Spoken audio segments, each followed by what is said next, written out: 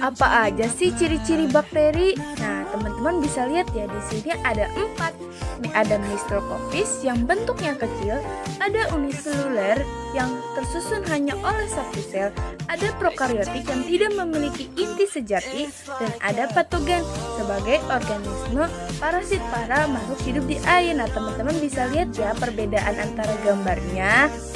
Gimana ciri-ciri bakterinya? Unik bukan? Kalau bentuk bakteri itu seperti apa ya? Nah, di sini bentuk bakteri itu ada 3. Ada Coccus, ada Bacillus, dan ada Spirilla. Kalau Coccus bentuknya seperti kubus, bulat-bulat. Kalau Bacillus itu lonjong, dan kalau Spirilla itu seperti spiral.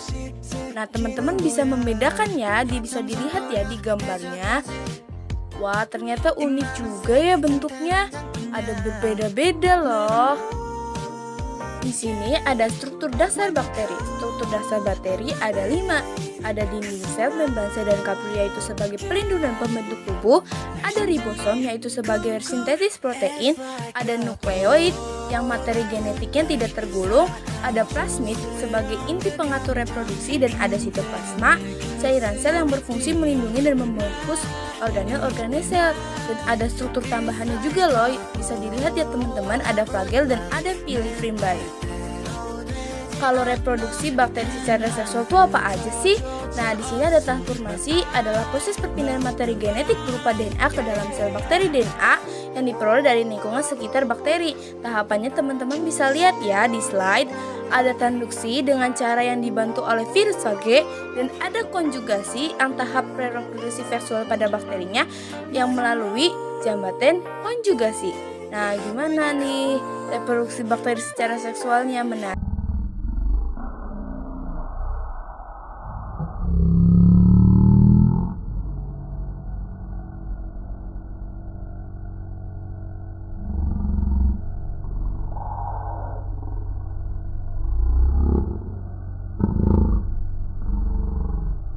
Tahukah kamu, dari sekian banyak bakteri, salah satu yang sangat berbahaya adalah E. coli.